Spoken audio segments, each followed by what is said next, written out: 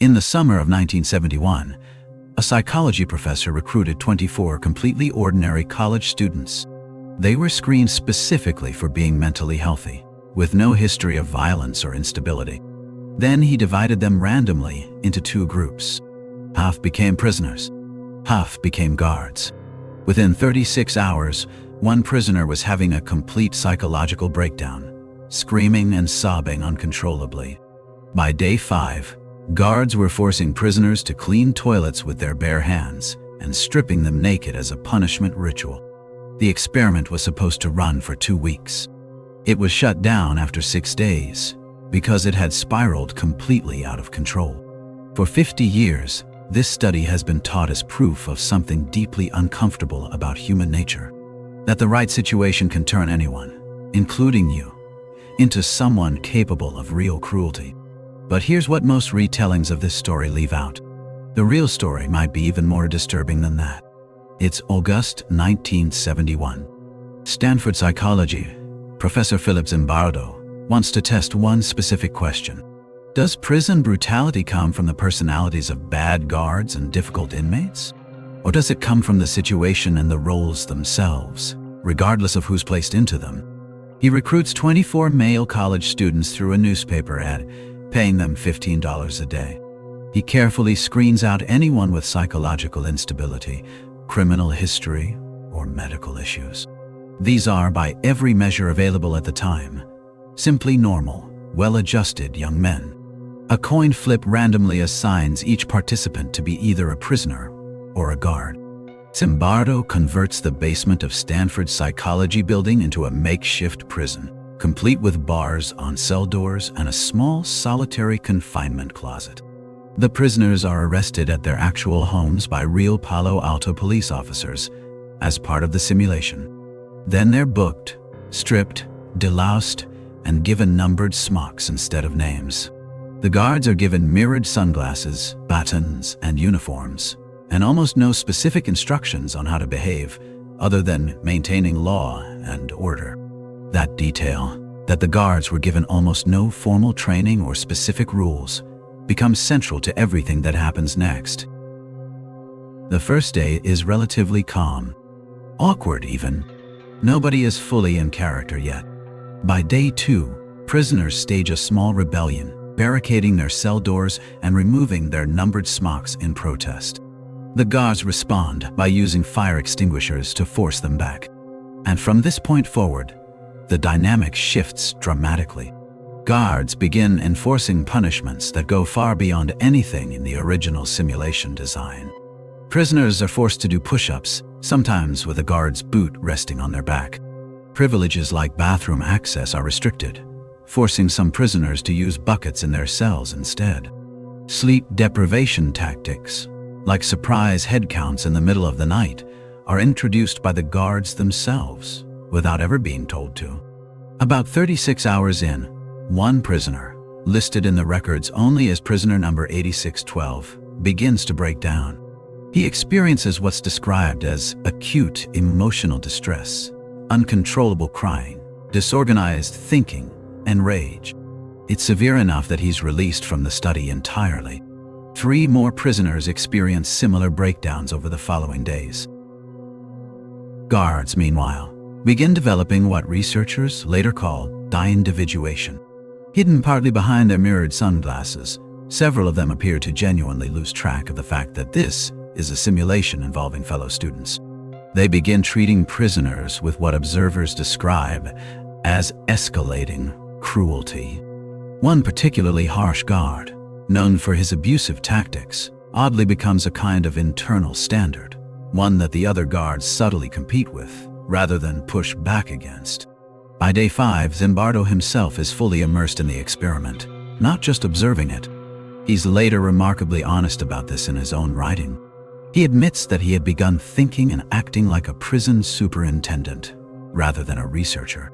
At one point, he's more concerned with a rumored prisoner escape plot than with the deteriorating mental state of the actual participants in his care. It takes an outside visitor to break the spell.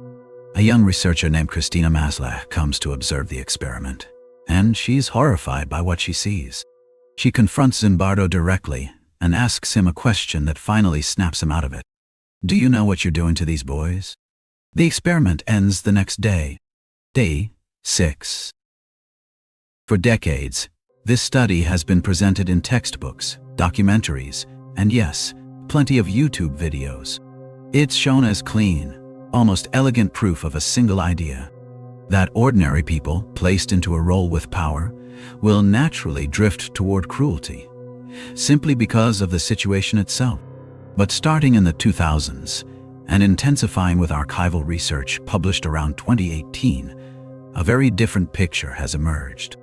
This new picture is based on Zimbardo's own original audio recordings and his internal documents.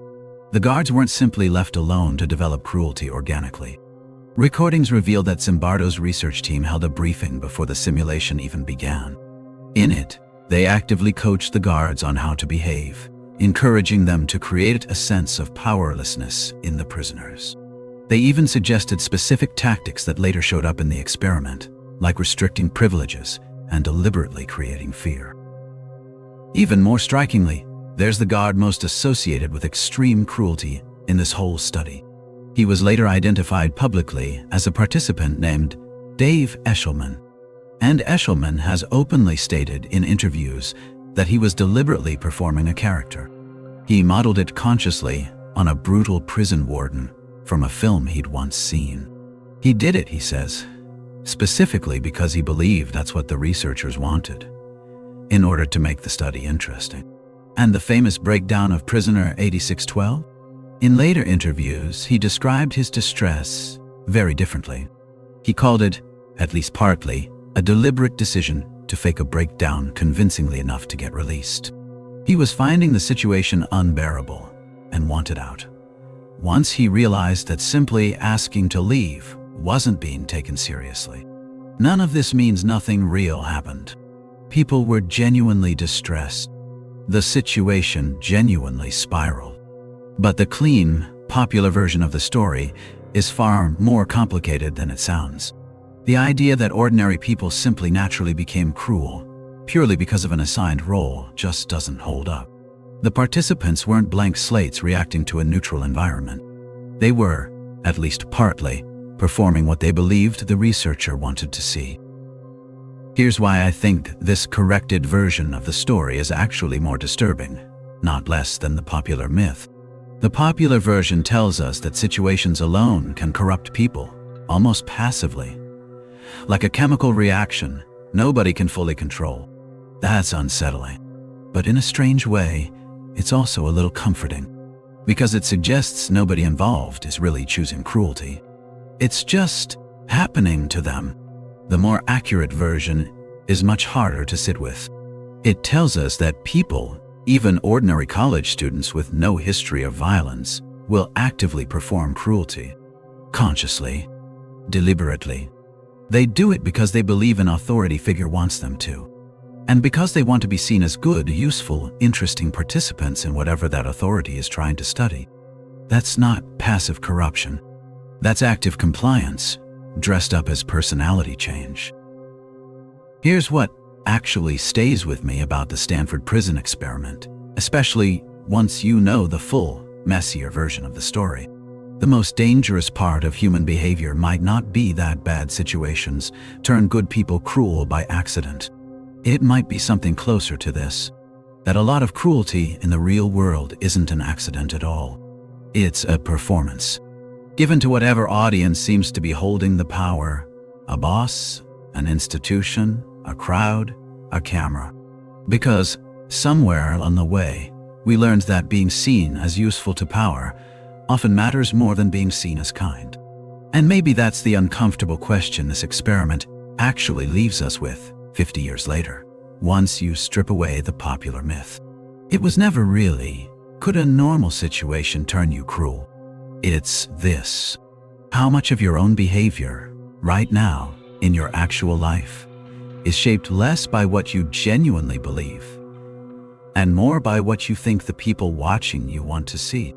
The guards in that basement weren't simply corrupted by a costume and a badge. They were responding to an audience. And the only real question left is how different that actually is from the rest of us. Some mysteries fade. Others just wait. This is where we leave this one for now. If you want more stories like this, you know what to do.